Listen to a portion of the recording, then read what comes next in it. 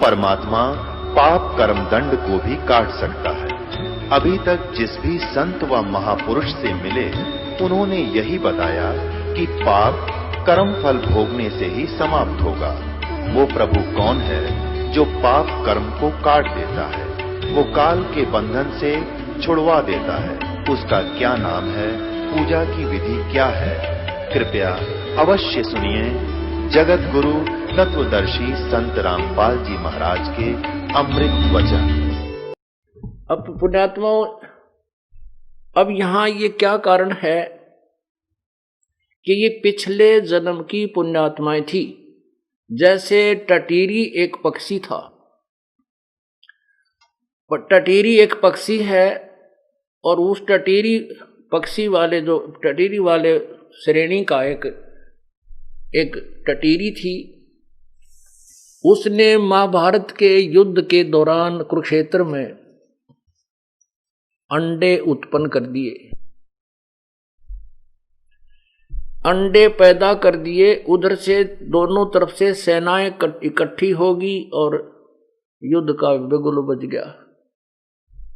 तब उस संतनी ने, उस टटीरी ने, जो पूर्व जन्म की संतनी थी, अंतरात्मा से पुकार की, हे परमात्मा मेरे अंडों की, मेरे बच्चों की रक्षा करो। इंद्र के हाथी का घंटाला टूट गया, बहुत बड़ा घंटा, 88,000 मन का बताया है, वो गिर गया वहां पर उन अंडों के ऊपर।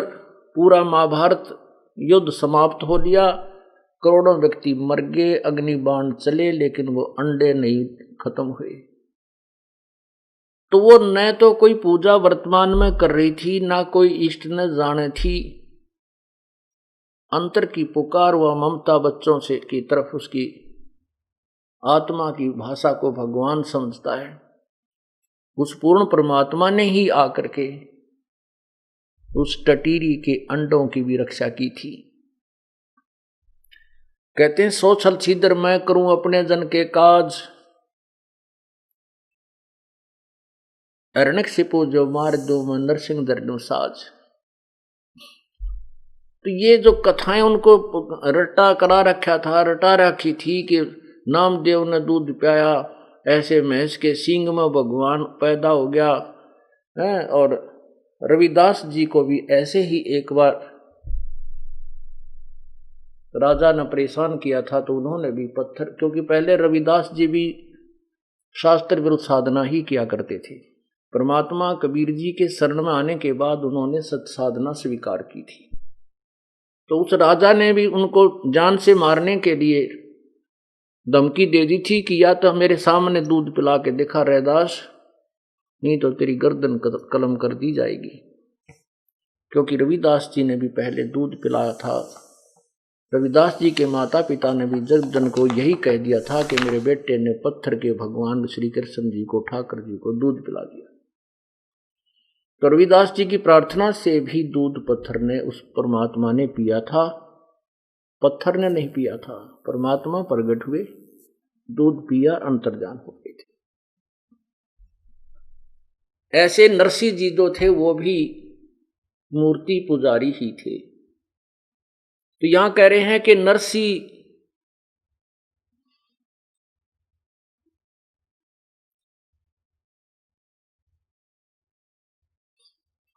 नरसिला नित नाच पत्थर के आगे रहते, और जाकी हुंडी झाल झाली सांवल जो सा कहनते। कि धर्मदास जी अपनी वो अटकल युक्त ज्ञान को सुना रहा है कि कहता है कि नरसिंह नाम के, जो नरसिम्हा नाम के सेठ थे, वो भी भगवान पत्थर की मूर्ति का आगे डांस करते थे, नाचते थे, रोते थे, उसकी पूजा करते थे, और परमात्मा ने उसकी हुंडी झाली और उसका भात भरा। तो तुम इनको पत्थर मत कह जिंदा, धर्मदास कहता है, ये तो भगवान न पड़े हैं, पत्थर पत्थर नहीं है। तो पुण्यात्माओं, परमात्मा ने फिर उसको ये तत्व ज्ञान समझाया, बेटा ना तो उस पत्थर के भगवान ने नरसिंह की हुंडी डाली, ठीक है, नरसिंह जी श्री कृष्ण पुजारी थे, लेकिन वह हुंडी भी कबीर परमात्मा ने ही ली थी, उसकी पूरी की थी। लेकिन वो ये सोचता है जो जिस भी इष्ट का पुजारी है कि मेरे इसी भगवान ने मेरे ये काम किया है।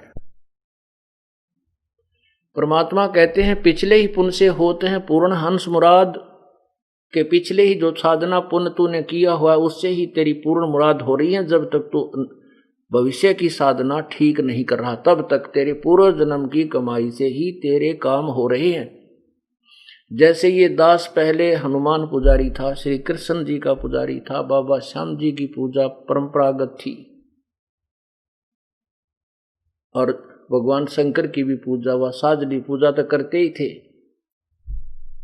और जो भी कोई घर में सुख होता था, जैसे पास हो जाते थे कक्षा में, तो जय हो बाबा श्याम जी की, जय हो भगवान कृष्ण जी की, जय हो शिव जी महाराज की, भगवान विष्णु की जय हो। उनके गुण गाया करते थे कि इन्होंने हमें पास कर दिया। फिर शादी हुई, फिर नौकरी लग गई, लड़का हुआ तो खुशी मनाई कि भगवान बाबा श्याम जी ने मौज कर दी, फिर श्री कृष्ण जी ने मौज। इन्हीं देवताओं को हम ये समझते थे कि यही हमारे काम कर रहे हैं, यही हमें लाभ दे रहे हैं, नौकरी भी इन्होंने दी है। लेकिन अब पता चला इस तत्व ज्ञान की रोशनी में कि ये तो कुछ भी करने के कोना, ये तो मासा घटे न तल बधै, विदना लिखे जो लेख, सच्चा सतगुरु मेट कर ऊपर मारे मेख। जैसे आपने कल शिव महापुराण में पढ़ा, युकाल भगवान कहता है ब्रह्मा और विष्णु को कि तुम अपने आप को भगवान मान बैठे हो, तुम भगवान नहीं हो,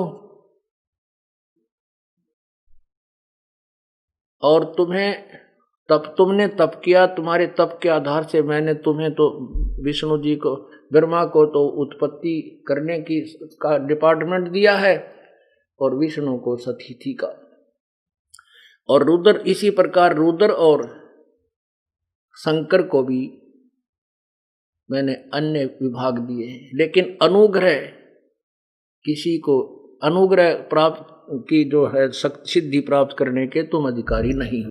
अनुग्रह माने कृपा, अर्थात किसी चीज में फेरबदल करके कोई दुखी है उसको सुख कर दे, तुम नहीं कर सकते। अब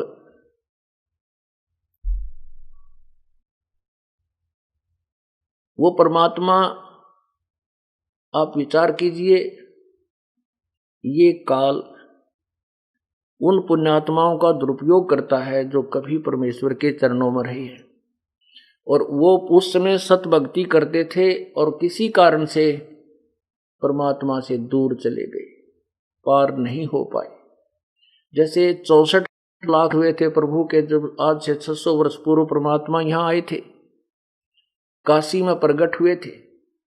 अब उस समय उन्होंने एक लीला की थी जिस कारण से सभी उनसे दूर हट गए थे। वो इतने दयालु हैं कि हमारे पुण्य बनवा जाते हैं कि ये और ज्यादा कष्ट ना उठाएंगे, इनके अंदर भक्ति चलती आ जाएगी, और जब भक्ति युग आएगा तब इनको मैं रिचार्ज कर लूंगा। अब आपको एक श्वास का सिमरण जो सतनाम दिया जाता है उसकी बहुत कीमत है, उसकी बहुत वैल्यू है।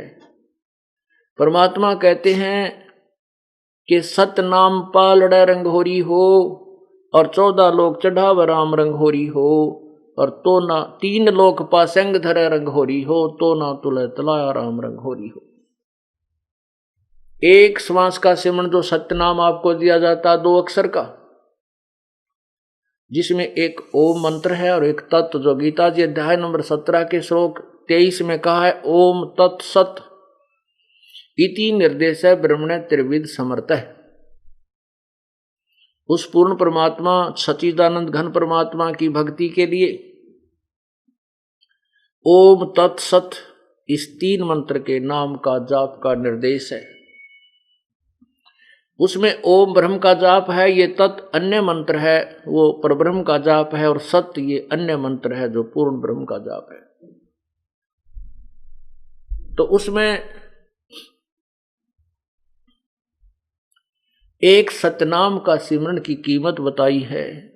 एक श्वास, उस श्वास से जो सिमरन किया जाता है वो कितना कीमती बन जाता है।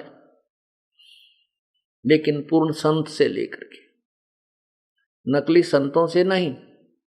अधिकारी के बिना कोई भी कार्य सफल नहीं होता। जैसे अपॉइंटमेंट लेटर होता है, बालक की नौकरी लगने का पत्र, उसमें 4 लाइन होती है।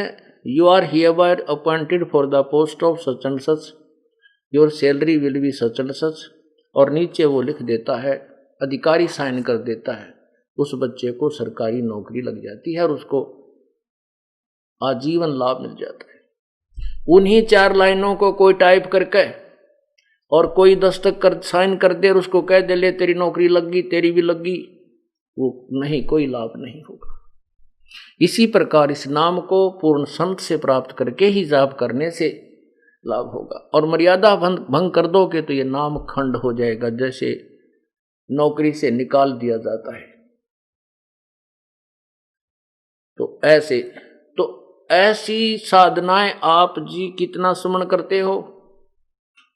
कम से कम 500, 400, 1000 श्वास के जाप तो अवश्य ही करते होंगे, कम से कम। और एक श्वास की कितनी कीमत है? आप कितने धनी हो रहे हो, और जरा सी मर्यादा भंग कर दी, काल के जाल में रह जाते हो। और फिर यहीं पर पुनर्जन्म होता है, तो आपकी वो कमाई परमात्मा के साथ की हुई वो अपने आप प्रकट होने लग जाती है। ऐसे लक्षण होते हैं। एक समय नामदेव जी पिछले संस्कारवश इतना भावुक हो गया, एक मंदिर में आरती हो रही थी, ब्राह्मण लोग उस समय आरती कर रहे थे, खड़ा होकर के शाम के समय घंटियां बजा रहे थे। नामदेव जी वहां से घूम आ रहे थे किसी कामवश, इतने आत्म विभोर हो गए, अपने हाथों के जूते उठा करके ऐसे घंटियां बजाते हुए, और उन पंडितों के अंदर, उस 20-30 जो पंडित जी खड़े थे उनके अंदर चले गए और मूर्ति के मंदिर के गेट के सामने जाकर खड़े हो गए, ऐसे बजा रहे हैं। अब ब्राह्मण पुजारी ने देखा कि ये छोटी जाति वाला, क्योंकि पहले छुआछूत चरम सीमा पर थी, और कैसे आ गया हम ब्राह्मणों के बीच में मंदिर ठाकुर भगवान के दरबार में, और हाथ में जूते लिए हुए। उसकी बाजू पकड़ के पुजारी ने घसीट के मंदिर के पीछे पटक दिया, और वो पड़े पड़े भी ऐसे कर रहा है। परमात्मा ने क्या किया कि मंदिर का मुंह उस भगत की तरफ कर दिया, नामदेव की तरफ, और पंडित जी पिछली तरफ घंटी पीट रहे हैं।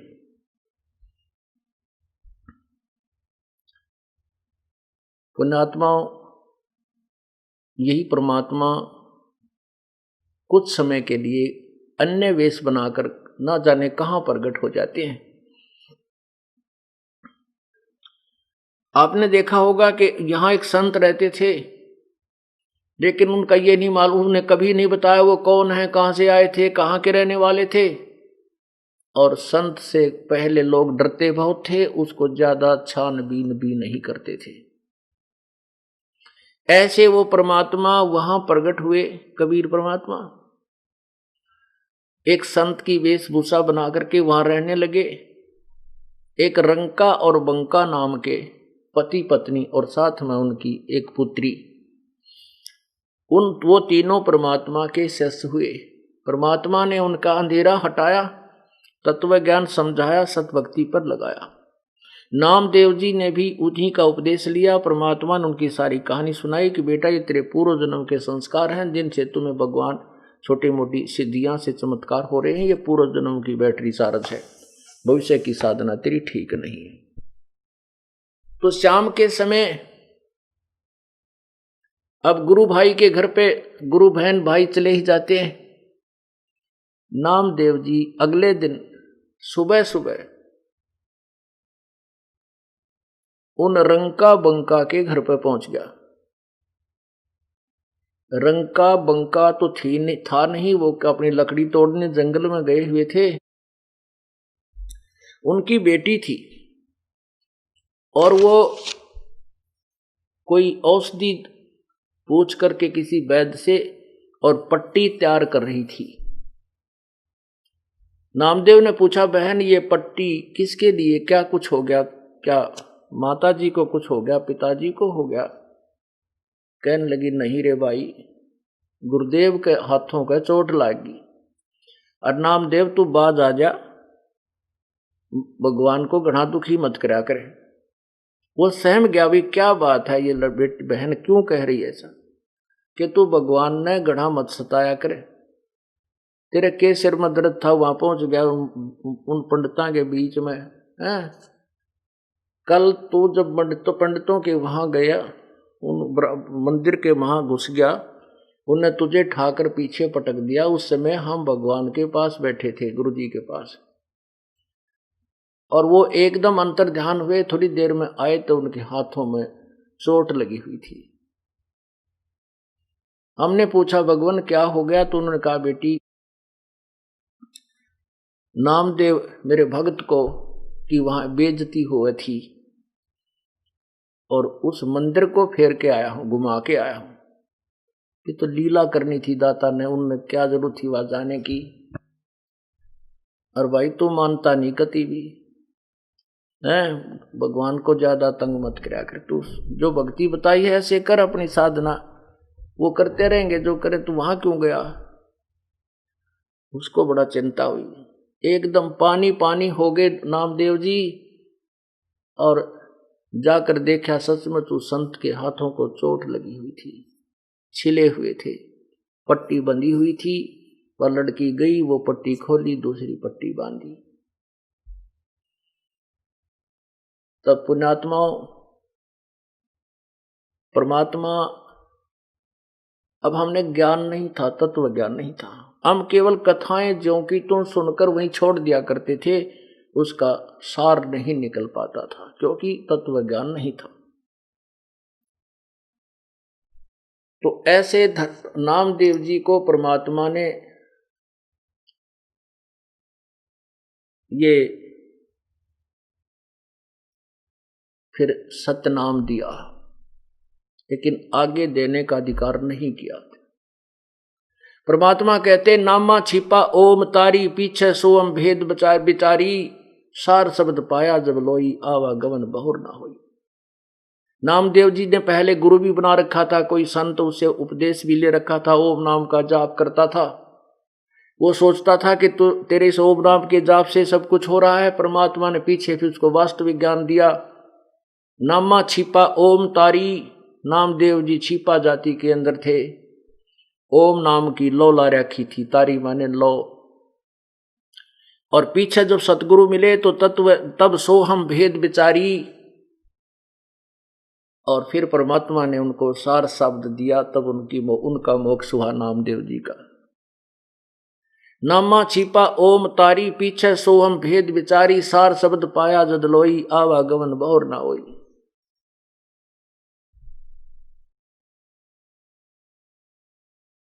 तब परमात्मा उस धर्मदास को समझा रहे हैं कि भाई तुम तो खिलौनों से खेल रहे हो, ना सिर का पता ना पैर का, ये कथा कथा गोट रखी तुमने। अब नाम इस तत्व ज्ञान के सामने सारे दिमाग की नस नस खुल जाती है। धर्मदास एकदम सुन्न हो जाता है कि ये महात्मा जी बात तो सारी काटे की कह रहा है। तो पुण्यात्माओं, इससे आपने तत्व ज्ञान से अपनी जो दिनचर्या को सुचारू रखना है। अब क्या बताते हैं, बोले जिंद कबीर सुनो बाणी धर्मदासा, हम खालक हम खलक सकल हमरा प्रकाशा। मैं खालक, खालक माने परमात्मा, सारी सृष्टि का रचनहार, और खलक माने ये संसार। हम खालिक और हमसे ही ये खलक यानी संसार हमसे ही सुचारू चल रहा है, और सकल हमरा प्रकाशा। हम ही से चंद्र सूर्य, हम ही से पवन और पानी और पवना, हम ही से धरण आकाश रहे हम 14 भवना।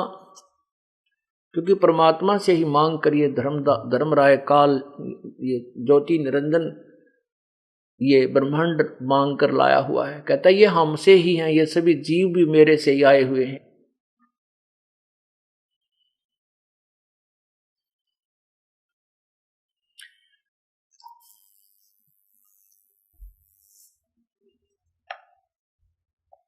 हम ही से ब्रह्मा विष्णु ईश है कला हमारी, हम ही पद परवान कल्प कोट जुगतारी। हम साहेब सतपुरुष हैं ये सब रूप हमारे, जंद कहे धर्मदास से सत्य शब्द घन सार।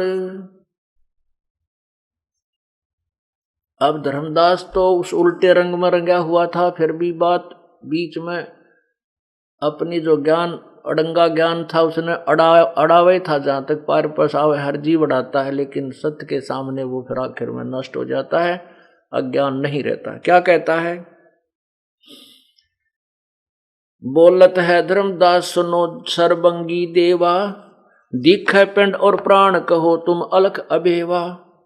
नाद बिंद की दे शरीर है प्राण तुम्हारे, तुम बोलत बड़ बात नहीं आवे दिल हमारे। खान पान अस्थान देह में बोलत दिसम, कैसे अलख स्वरूप भेद कई है जगदीशम। कैसे चंद और सूर नदी गिरिवर पासाना, कैसे पानी पवन धरणी पृथ्वी असमाना। कैसे सृष्टि संजोज वियोग करें किस भांति, कौन कला करतार कौन विद अवगत नाती। कैसे घट घट रम रहे किस विद रहो नियार, कैसे धरती पर चलो कैसे अदर अधार।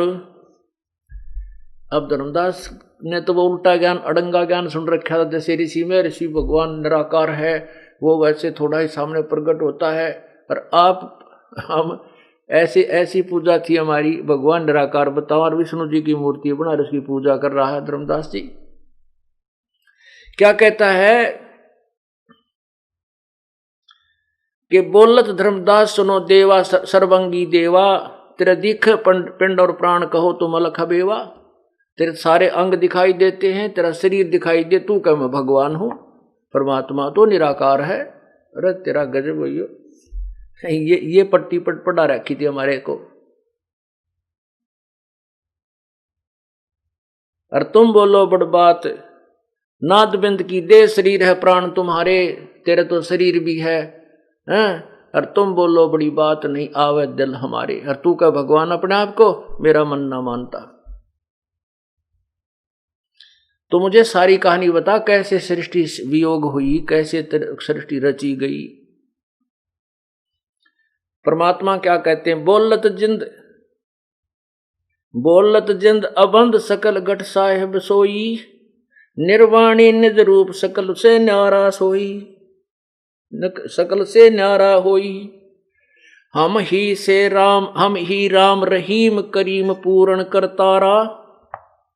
हम ही राम रहीम करीम पूर्ण करतारा, हम ही बांधे से तू चढ़े संग पद्म 18।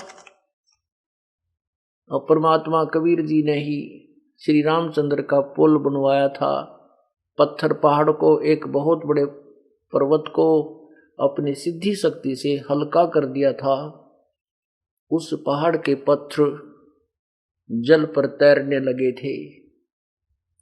हम ही रावण मारा लंक पर करी चढ़ाई, हम ही 10 सिर मार देवतन की बंद छुटाई। हमारी शक्ति से सीता सती और जति लक्ष्मण हनुमाना, हम ही कल्प उठाए करत हम ही अक्ष्माना।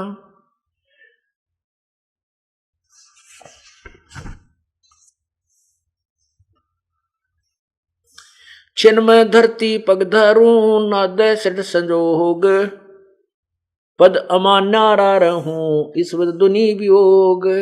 कहते एक पल में एक क्षण में तो मैं यहां हूं, एक क्षण में सतलोक में होता हूं, मुझे आने जाने में कोई समय नहीं लगता।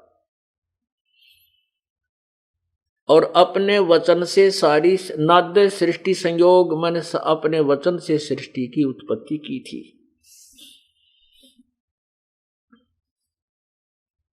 बोलत है धर्मदास जिंदा जननी को थारी, कौन पिता परवेश कौन गति रैन आधारी। क्यों उतरे कल माई कहो भेद सब भेद विचारा, तुम निज पूर्ण ब्रह्म कहाँ अनपान आहारा। कौन देह सने नैन मुख नासा देहा, तुम दीखत हो मनुष्य कौन विद जिंद विदेहा। कहते हैं साची बता तेरी कौन माँ है, कितना है और किस, और तेरा शरीर दिख है, और कैसे तू अपने आप को विदेही भगवान कह रहा है। कौन तुम्हारा धाम नाम सुमरण क्या कहिए, तुम व्यापक कल माही कहो कहां साहेब रहिए। जिंद कह धर्मदास सुनो सतगुर की बाणी, हम ही संत सुजान हम ही हैं सारंग पाणी। ओंकार और माया सब तास के पुत्र कहावे, हम परमात्म पद पिता दोहों के मध्य रहावे। हम उतरे तुम काज सुन से किया पियाना, शब्द रूप धर देह समझ बाणी सुरज्ञाना। परमात्मा कहते हैं ए धर्मदास मैं तेरे लिए, तेरे कारण सतलोक से शून्य से प्रस्थान करके यहां आया हूं। हम उतरे तुम काज सुन से किया पियाना, तुम काज यानी तेरे काम ही में आया हूं और सतलोक से आकर यहां प्रगट हुआ हूं। हम उतरे तुम काज सुन से किया पियाना, पयाना माने प्रस्थान, और शब्द रूप धर दे समझ साहेब सुरज्ञाना, समझ बाणी सुरज्ञाना।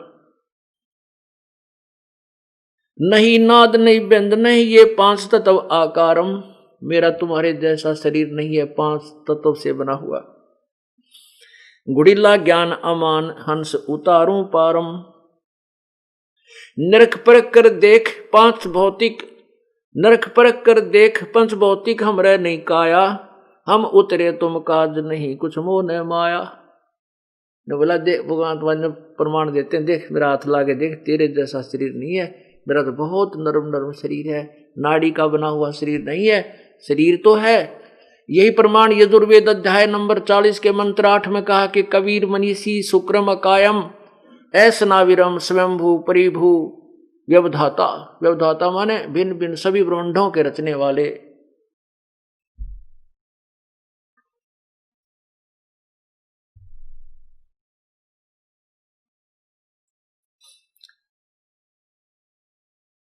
निरख परख कर देख पंच भौतिक हमरे नहीं काया, हम उतरे तुम काज नहीं कुछ मोह न माया।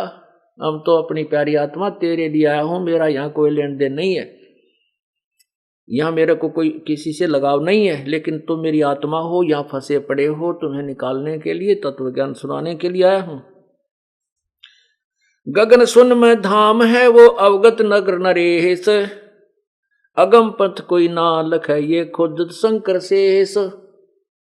परमात्मा कहे मेरा तो ऊपर सतलोक में स्थान है और उसको किसी को नहीं, ये ब्रह्मा विष्णु महेश भी ढूंढ रहे हैं, वहां नहीं जा सकते। मेरे द्वारा बताए गए ज्ञान के अतिरिक्त, इस विधि के अतिरिक्त कोई भी वहां नहीं जा सकता।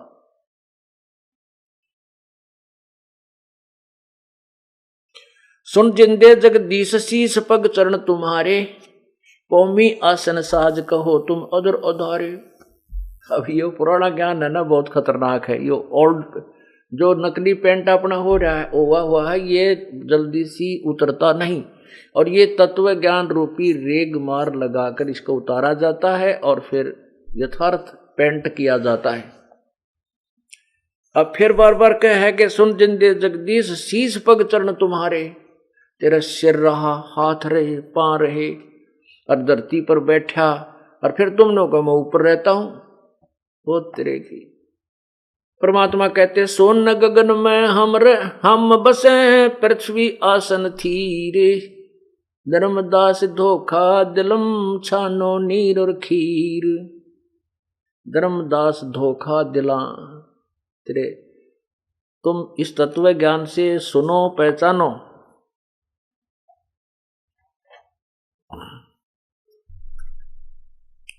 हम हैं शब्द स्वरूप अनूप अनंत अजूनी, हम रहना पिंड और प्राण हम काया मदमोनी। हमारा जो शरीर है तुम्हारे जैसे श्वास उश्वास का और प्राण 5 तत्वों से बना हुआ नहीं है। जो धारे सो हुए गुप्त मंत्र मुस्कानी, कहे जिंद जगदीश सुनो तुम धर्म निशानी। ना मैं जन्मूं ना मरूं ना आऊं ना जाऊं, शब्द विहंगम सोने में ना मेरा धूप न छाई। बोले जिंद सुनो धर्मदासा, हमरे पिंड प्राण नहीं श्वासा। गर्भ योनि में हम नहीं आए, मादर पिदर ना जननी जाए। परमात्मा कहते धर्मदास जी मेरे ना कोई माँ है ना पिता है ना मेरा कोई जन्म होता है।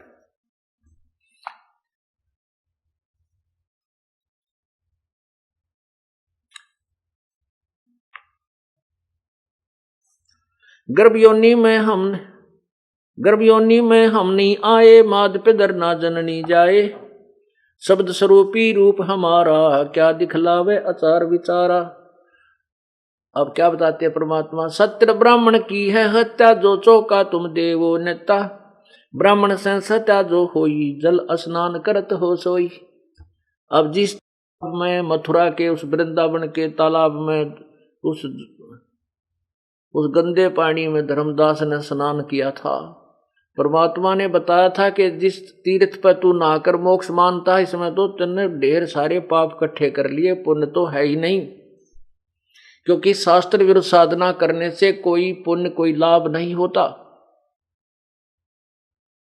और ये पाप इकट्ठे कर लिए कि जिस तालाब में तूने स्नान किया धर्मदास, तीर्थ में पुण्य करने के लिए आया है, तो इसमें देख कितने जीव जंतु तूने स्नान करते समय हाथ से रगड़ रगड़ कर मार डाले। और जो तुम चौका बनाते हो, रोटी बनाते हो, लीपते हो स्थान को, वहां भी बहुत पाप होते हैं। तो पुण्यात्माओं, जो नए नए भक्त आते हैं वो बहुत विचलित हो जाते हैं कि ये तो हम भी जैसे सत्संग में आते हैं, इसमें भी पाप होते हैं। हम भी खाना बनाते हैं, उसमें पाप होते हैं। हम पोछा भी लगाते हैं, उसमें भी पाप होते हैं। बिल्कुल ठीक होते हैं। तो इसका समाधान क्या है कि जैसे प्रतिदिन हम कपड़ा पहनते हैं और वो कपड़ा हम जानबूझकर मिट्टी में नहीं मिलाते, उसको जानबूझकर गारा मिट्टी नहीं लगाते, लग जाती है, तो उसका समाधान है कि सुबह उनको साफ कर लेते हैं साबुन और पानी से। तो ऐसे जो आपको ये ज्ञान, ये नाम, ये क्रियाएं जो बताई हैं भक्ति की, ये आपके प्रतिदिन के जो हो रहे हैं अनजाने में पाप, जानकर तो हम करेंगे नहीं, अनजाने में भी हो जाते हैं, तो उनको ये स्वाभाविक कर्मों में जो पाप होते हैं, इनको ये समाप्त हो जाते हैं, कट जाते हैं, सत्य साधना से कट जाते हैं। और जो अन्य साधना करते हैं वो ऐसे तो शास्त्र विरुद्ध है, फिर भी ओम नाम का जाप वेदों अनुसार शास्त्र अनुकूल है, वो जाप करते हैं, तो उस साधना के करने से पुण्य और पाप दोनों भोगने पड़ते हैं, चाहे वो जानकर होते हैं चाहे अनजाने में होते हैं, उनको दोनों भोगने पड़ते हैं। पुण्यों का अलग अकाउंट है, पाप का अलग अकाउंट, उसमें कोई फेरबदल ये भगवान नहीं कर सकते। केवल पूर्ण परमात्मा कबीर देव, कबीर भगवान वही कर सकता है जब हम उसकी शरण में आ जाते हैं। परमात्मा कहते मासा घटे न तिल बधे, विद ना लिखे जो लेख, साचा सतगुरु मेट कर ऊपर मारे मेख। गरीबदास जी ने अपनी अमृतवाणी में प्रभु की महिमा बताई है कि जब तक हम कबीर परमेश्वर की सत्साधना पूर्ण संत से लेकर नहीं करते, तब तक हम दोनों ही, हमारा कोई भी परिवर्तन किसी कर्म में नहीं हो सकता। सच्चा सतगुरु यानी पूर्ण संत उनको खत्म करके और फॉर एवर समाप्त कर देता है, ऊपर मेख मार देता है, अर्थात उनको खत्म कर देता है। परमात्मा खुद कहते हैं कबीर साहब, जब ही सतनाम हृदय धरो भयो पाप को नासे, मानो चिनगी अग्नि की बाई पड़ी पुराने घास। जैसे सूखा ढेर चाहे लाखों टन पड़ा हो घास, उसमें एक माचिस की सीख तिल्ली लगा दे जला करके, वो पूरे घास को जलाकर राख कर देती है और हवा उसको आंधी आती है उठाकर इधर उधर फेंक डालती है। इसी प्रकार हमारे संचित कर्म जो पाप कर्म है वो बहुत बड़ा ढेर बना हुआ है, और उसके आधार से जो पुण्यात्मा सत्साधना नहीं करते, वो साधना करने वाले जो शास्त्र विरुद्ध साधक लाखों वर्ष नरक में पड़े रहते हैं, 84 लाख योनियों को भोगते रहते हैं उन कर्मों को भोगने के लिए। वो भोग कर ही समाप्त कर सकते हैं, वो खत्म नहीं कर सकते। यजुर्वेद अध्याय नंबर 8 के मंत्र 13 में स्पष्ट किया है कि पूर्ण परमात्मा की सत्साधना करने कोई भी करे, चाहे कोई संत करे, चाहे कोई ऋषि करे, चाहे देवता करे, चाहे कोई भक्त करे, उनके सब पापों का नाश पूर्ण परमात्मा कबीर अंगारी असी। यजुर्वेद अध्याय नंबर 5 के मंत्र 32 में कहा है कबीर अंगारी असी बंभारी असी। अंगारी माने पापों का शत्रु, अरि माने शत्रु, अग माने पाप अर्थात पाप विनाशक, और बंभारी बंधनों का शत्रु, काल के बंधन को काटने वाला, वो कबीर परमात्मा है। और वो सतधामा रतधामा सतलोक में रहता है। आपको थोड़ी सी झलक यजुर्वेद की दिखाता हूं, जिसमें स्पष्ट किया है कि कबीर अंगारी, अंगारी माने पापों को काटने वाला। ये देखिएगा यजुर्वेद, इसके अनुवादक हैं महर्षि दयानंद सरस्वती। और कहां से ये प्रकाशित है? प्रकाशक हैं सर्वदेशी कार्य प्रतिनिधि सभा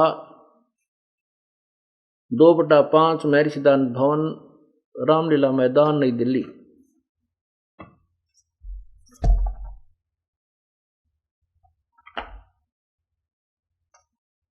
अध्याय नंबर 5 का मंत्र 32 आपको दिखाते हैं। ये देखिएगा, ये है 5वां अध्याय 161 पृष्ठ, ये 162 पर आप देखिए, 160 पर यजुर्वेद भाषा भाषे स्वामी दयानंद जी के करकमलों द्वारा ही अनुवादित है। इसमें देखना कितनी सच्चाई आपके समक्ष है। उसी गसी कबीर, ये कबीर लिखा, हम इसे कबीर बोल देते हैं, कबीर, क्योंकि हम वै को बै बोलते हैं, हमारे भगवान भी ऐसे ही बोलते हैं। कबीर, कबीर अंगारी असी बंभारी अविसुरसी दुवसवान सुधन्यु असी मारजालिये। और अंत में लिखा रत धामा असी सवर ज्योति, और सवर ज्योति स्वयं प्रकाशित, रत धामा माने सतलोक में रहने वाला। अब स्वामी जी के द्वारा किया हुआ अनुवाद देखिए। हे जगदीश्वर, जिस कारण आप उसिक कांतिमान असी माने हैं, अंगारी, अंगारी माने खोटे चलन वाले जीवों के शत्रु, व अंगारी का अर्थ होता है अग माने पाप, अरि माने शत्रु, यानी पापों के शत्रु। चलो आगे देखिए। कबीर, इन्होंने इस कबीर शब्द को, इस कबीर शब्द को अपसर्ग लगा दिए और कबीर बना दिया, कवि। हम इसको कबीर भी बोल सकते हैं, जैसे ये यजुर्वेद है। इस यजुर्वेद के रै को हटा दें और यजु 2 अपसर्ग लगा दें, तो भी यजु भी कहीं लिखा होगा तो यजुर्वेद ही कहा जाएगा। तो यहां कबीर भी लिख दिया तो भी हम इसे कबीर देव कहेंगे। ये देखो, कबीर, इन्होंने अर्थ कर दिया कांत परजय, असी माने है। इसका अर्थ बनता है कि हे परमात्मा, आप उसी के माने पूर्ण शांतिदायक असी माने हैं। ये दास का रहा है अनुवाद। आप पापों के शत्रु हैं। इन्होंने लिखा खोटे चलने वाले जीवों के शत्रु, और कवि शत्रु कबीर असी, वो कबीर है।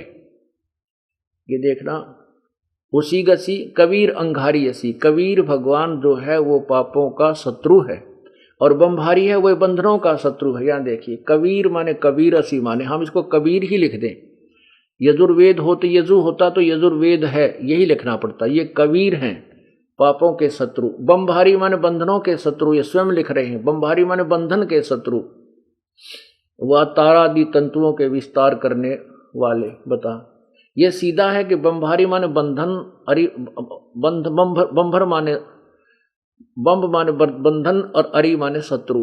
बम्भारी बंधनों के शत्रु, यानी बंदी छोड़, बंधन काटने वाले, बंधनों का नाश करने वाले, वो कबीर ही हैं। अच्छा नीचे देखियो, सवर ज्योति का अर्थ होता है स्वयं प्रकाशित। इन्होंने इसमें फेरबदल किया है, अंतरिक्ष को प्रकाश करने वाले, और रतधामा सतधाम युक्त हैं। ओए होए, रतधामा माने सतधाम कहो, सतलोक कहो, सत शाश्वत स्थान कहो।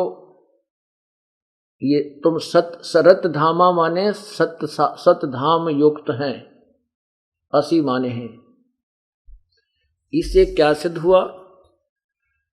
इससे ये सिद्ध हुआ कि कबीर अंगारी असी, अग माने पाप, अरि माने शत्रु, पापों का शत्रु है, और बम्भारी बंधनों का शत्रु। बंधन काल के बंधन, कर्म के बंधन से हम बंधे हुए हैं। कर्मों के आधार पर हम सब, कोई पशु बनता है, कोई पक्षी बनता है, कोई मनुष्य बनता है, कोई राजा बनता है, कोई कुछ बनता है, और फिर 84 लाख योनियों में घूमते रहते हैं।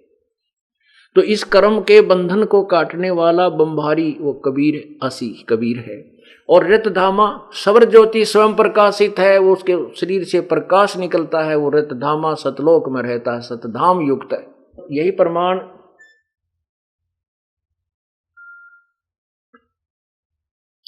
ऋग्वेद मंडल नंबर 9 सूक्त नंबर 96 के मंत्र नंबर 16 से लेकर के, मंत्र नंबर 16 से लेकर के 20 तक स्पष्ट है कि वो परमात्मा तीसरे धाम में और चौथे धाम में रहता है, वो कबीर है। ये देखिएगा ऋग्वेद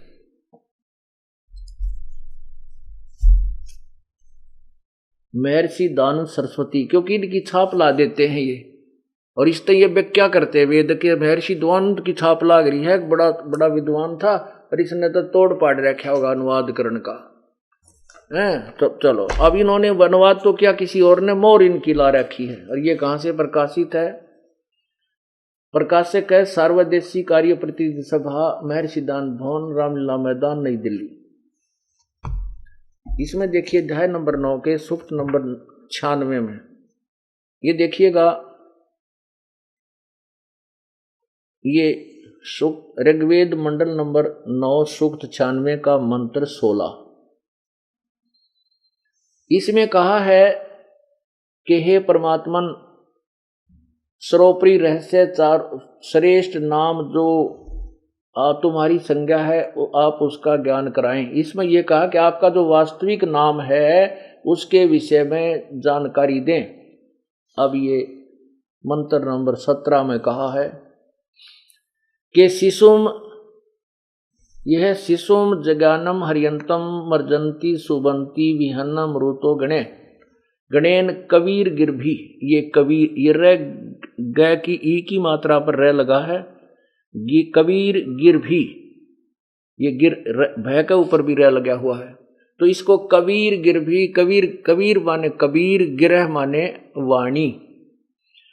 इन देखिए यहाँ पर इन्होंने अनुवाद किया है शिशुम। शिशुम का अर्थ है कि भगवान जो शिशु रूप में प्रकट होता है वो बड़ा होकर के अपनी महिमा आप ही बताता है। यहाँ देखना, ये है कबीर का इन्होंने कर दिया कवि लोग, कबीर का अर्थ लिख दिया कवि लोग। गिर भी माने वाणी द्वारा, इसको हम लिख दें कबीर गिरह। ये देखो कबीर गिर भी, कबीर वाणी द्वारा।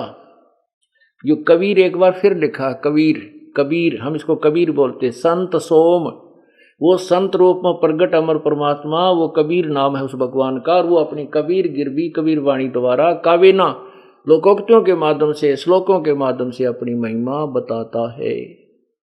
लोग उसे प्रसिद्ध कवि कहने लग जाते हैं। ये देखना,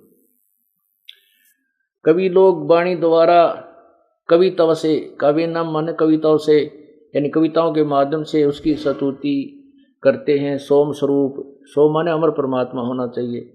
पवित्र हुआ परमात्मा कारणवस्था में अति प्रकृति रेबन यानी गरजता हुआ अतिक्रमण करता है। अब 17वें श्लोक में बताया है, 18वें में 17वें में बताया वो कबीर नाम है, और वो संत या ऋषि रूप में प्रकट होता है, और उसमें गरज गरज कर ऊंची आवाज में बोल बोल कर अपनी महिमा कविताओं के माध्यम से, लोकोक्तियों के माध्यम से और जनसाधारण को सुनाता है, जिस कारण से वो प्रसिद्ध कवि की उपाधि प्राप्त करता है।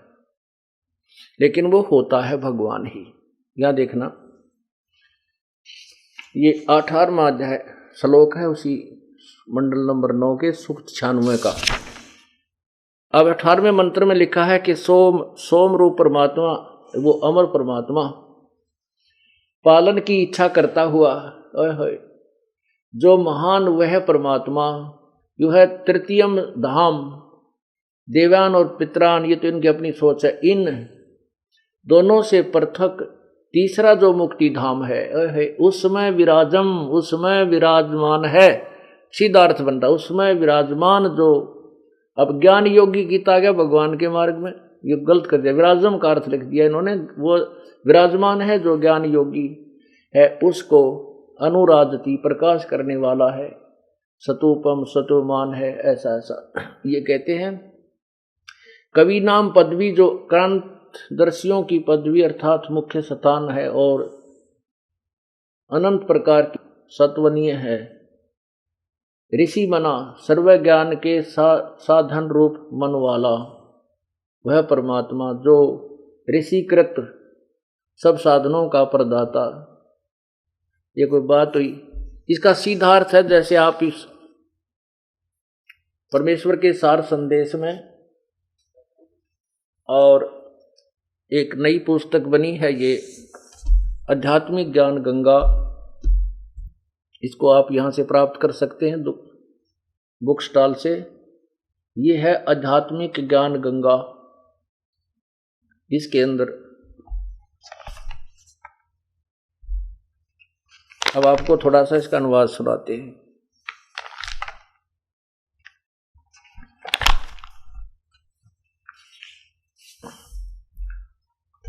इसमें देखिएगा, यही है ऋग्वेद के मंत्र, ऋग्वेद मंडल नंबर 9, यहाँ देखिएगा 9, और सूक्त नंबर 96 मंत्र 16। इस यही 16वें का अर्थ है कि हे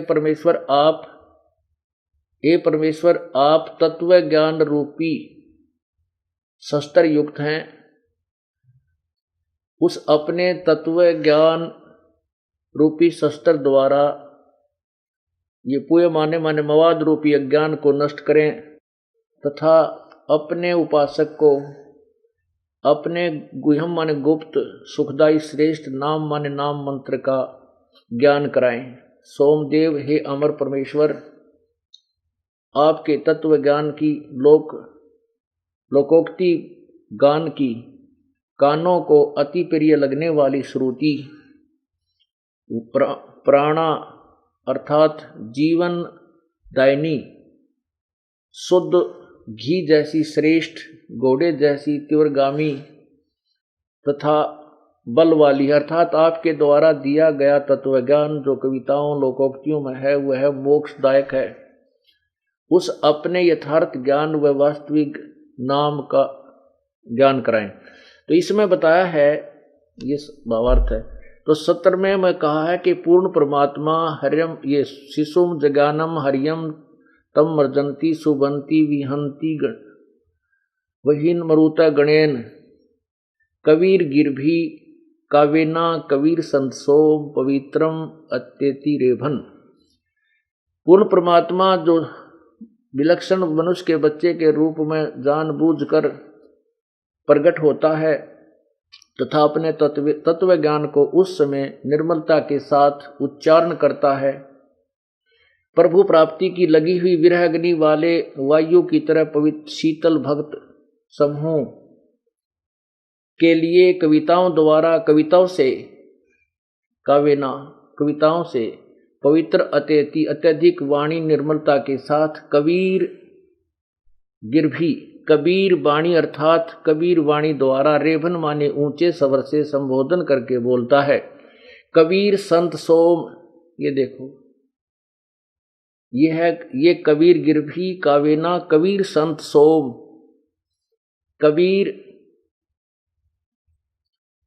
कबीर संत सोम वह अमर पुरुष अर्थात सत्पुरुषी संत अर्थात ऋषि रूप में स्वयं कबीर देव ही होता है, परंतु उस समय परमात्मा को न पहचान कर वह कवि कहने लग जाते हैं। अब 18वें में क्लियर किया है। सूक्त 9 मंडल 9 सूक्त 96 18 में कहा है कि वेद बोलने वाला ब्रह्म कह रहा है कि जो पूर्ण परमात्मा विलक्षण बच्चे के रूप में आकर कवि नाम प्रसिद्ध कवियों की पदवी उपाधि प्राप्त करके अर्थात एक संत या ऋषि की भूमिका करता है, उस ऋषिकृत उस संत रूप में प्रकट हुए प्रभु द्वारा रची हजारों वाणी ऋषि मना संत स्वभाव के वाले व्यक्तियों अर्थात भक्तों के लिए सर्वसा स्वर्ग के तुल आनंददायक होती है। वो वाणी बहुत प्यारी लगती है परमात्मा के अनुयायियों को। संत सोम वह अमर पुरुष अर्थात सतपुरुष तृतीया माने तीसरे धाम माने मुक्ति लोक में अर्थात सतलोक की मही से सुदृढ़ पृथ्वी को स्थापित करके पश्चात मानव सदृश संत रूप में सतोप माने गुम्बद में ऊंचे टीले जैसे सिंहासन पर विराजमान राजती उज्ज्वल स्थूल आकार में मानव सदृश शरीर में विराजमान है। ये इसका वास्तविक अर्थ है। और इन्होंने अज्ञानता के कारण इसका अनुवाद का अड़ंगा कर दिया। अपने अज्ञान को सरोपरी रखने के लिए शब्दों के अर्थों को भी घुमा डाला, बर्बाद खराब कर दिया। तो ऐसे परमात्मा बता रहे हैं कि जैसे तुम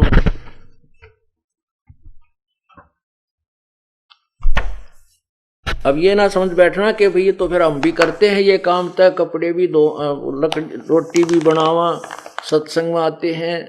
जैसे धर्मदास जी अपने गांव से चल करके 800 850 किलोमीटर मथुरा पहुंचा पैदल, तो उससे पाप हुए। परमात्मा उसको बता रहा है कि जो तुम पुण्य करते हो वो पुण्य अकाउंट में, जो पाप करते हो वो पाप अकाउंट में, दोनों भोगने पड़ेंगे। उसलिए बता रहे हैं सत्य ब्राह्मण की है हत्या, जो चौंका तुम देवो नेता। ब्राह्मण से हत्या जो होई, जल स्नान करत हो सोई। चौके कर्मी किट मर जाई, सूक्ष्म जीव जो दिखे नाही। हरि बाती पृथ्वी के रंगा, अंत कोट जीव उड़े पतंगा। तारक मंत्र कोट जपाही, वो जीव हत्या उतरे नाही। परमात्मा कहते हैं तुम कितने ही तारक मंत्र पार होने के मंत्र करें जाइयो, तुम्हारे इन साधनों से इन मंत्रों से वो जीव हिंसा वो पाप कर्म तुम्हारा समाप्त नहीं हो सकता।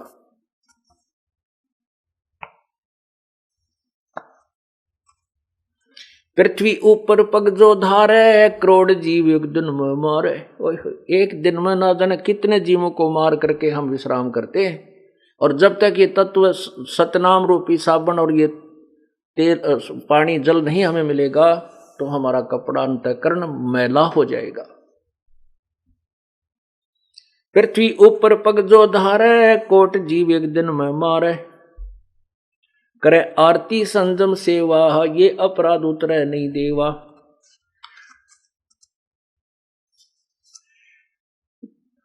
ठाकुर घंटा पवन झकोरे, कोट जीव सूक्ष्म सिर तोड़े। जैसे तुम घंटी बजाते हो, टाली बजाते हो, भगवान की आरती करते समय कह रहा कितने जीवों को जो उस डंडे और उस जो है ना घंटी के ऊपर लगे होते, उनको मार रहे हो, ना जाने कितने जीवों को उस समय भी तुम हिंसा कर रहे हो, स्तुति करते समय भी, आरती करते समय। धूप दीप और अर्पण अंगा, अंत कोट जीव जने विहंगा। जो तुम जोत जलाते हो, दीप जगाते हो, इसमें भी ना जाने कितने जीव मरते हैं। तो पुण्यात्माओं, हम भी दीप जोत जगाते हैं, हम भी ये सभी कर्म कार्य क्रिया करें, लेकिन हमारे पास वो मंत्र है जिससे हमारे पास वो मंत्र है कि इससे ये पाप हम जानकर नहीं करते। दीप, क्योंकि हवन करना आदेश है, उसके लिए हम हवन यज्ञ, धार्मिक यज्ञ करते हैं। जैसे यहाँ भंडारा चलता है, इसमें भी जीव मरे। बर्तन साफ करा, इसमें भी मरते हैं। ये मैट बिछावा झाड़ा, इसमें भी मरते हैं। लेकिन हमारे पास वो मंत्र है, वो औषधि है जिससे पाप नष्ट हो जाते हैं। जैसे एक ऐसी औषधि बन गई है कि किसान जब फसल बीज देता है तो उसके अंदर घास अड़ंगा फिर उगाता है, तो उस खरपतवार को नाश करने के लिए एक औषधि डाल दी जाती है पानी में सिंचाई करते समय, और वो औषधि फसल को हानि नहीं करती, उस कुबाड़ को नष्ट कर देती है, खरपतवार को जला देती।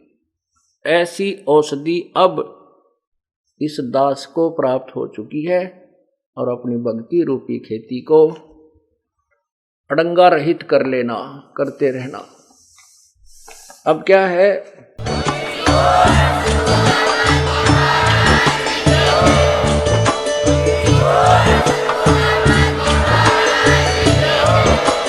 आप सुन रहे थे जगत गुरु तत्वदर्शी संत रामपाल जी महाराज जी के मंगल प्रवचन। अधिक जानकारी के लिए विजिट कीजिए हमारी वेबसाइट www.jagatgururampalji.org। संत रामपाल जी महाराज जी के शुभ आशीर्वाद से पूरे विश्व भर में 500 से भी ज्यादा नाम दीक्षा केंद्र हैं, जिन पर संत रामपाल जी महाराज जी द्वारा ऑनलाइन निःशुल्क नाम दीक्षा दी जा रही है। अपने नजदीकी नाम दीक्षा केंद्र का पता करने के लिए संपर्क करें 8222880541।